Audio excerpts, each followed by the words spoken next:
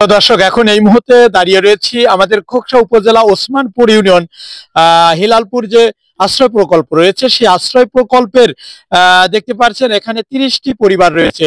আর এই 30টি পরিবারের অভিযোগ, 18 বছর আগে, আজ থেকে 18 বছর আগে মাননীয় প্রধানমন্ত্রী বেগম খালেদা জিয়া দেয়া আমলে এখানে 30টি পরিবার রয়েছে।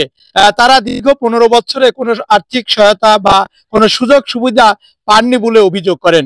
তো বিস্তারিত হিলালপুর এই আশ্রয় প্রকল্প থেকে আমি আপনাদের একটু বিস্তারিত দেখানোর জন্য সরাসরি লাইভে যুক্ত হয়েছি। যে যেখান থেকে দেখছেন অবশ্যই লাইভটি শেয়ার করে নিজে দেখবেন এবং অন্যকে দেখার সুযোগ করে দিবেন। দেখতে পাচ্ছেন, আমরা দেখেছি যে এখানে যে আশ্রয় প্রকল্প রয়েছে, উপরে ঘরের যে টিনগুলো রয়েছে, বিশেষ করে এই টিনগুলো একদম মরিচা ধরে নষ্ট হয়ে গিয়েছে। এবং আমরা দেখেছি যে ঘরের মধ্যে ঢুকে দেখেছি যে আকাশের সূর্যের সেটি কিন্তু দেখা যাচ্ছে। তো বিস্তারিত স্থানীয় যে সকল পরিবার রয়েছে তারা আমাদেরকে জানিয়েছেন যে দীর্ঘ 15টি বছর আমরা কোনো সুযোগ সুবিধা সরকারের থেকে পাননি এবং আমরা বঞ্চিত হয়েছি।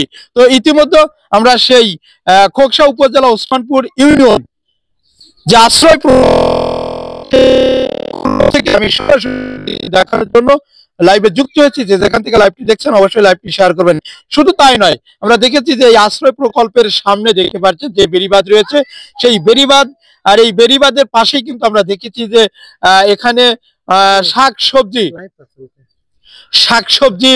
বিভিন্ন তরি তরকারি দেখতে পাচ্ছেন। এই যে সকল 30টি পরিবার রয়েছে তারা কিন্তু এখানে এই জমিতে শাকসবজি আবাদ করেছে। শুধু তাই নয়, পাশে দেখতে পাচ্ছেন আমাদের কুষ্টিয়ার যে গড়াই নদী, সেই গড়াই নদী। আর গড়াই নদীতে দেখতে পাচ্ছেন একসময় আমরা দেখেছি এই নদীতে যখন জোয়ার আসে, এই নদীতে যখন পানি বেশি বৃদ্ধি পায় তখন কিন্তু আসলে দেখতে খুবই সুন্দর লাগে। আর সেই গড়াই নদী এখন অবস্থা দেখুন, শুকিয়ে গেছে। এখানে জেলেরা মাছ ধরেছে।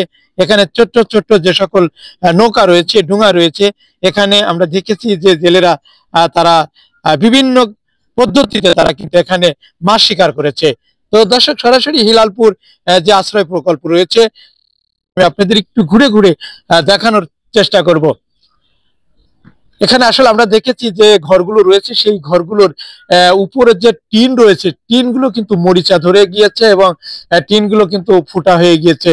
আর এই ফুটা হওয়ার কারণে কিন্তু অল্প বৃষ্টিতেই তারা এখানে বসবাস করতে পারে না।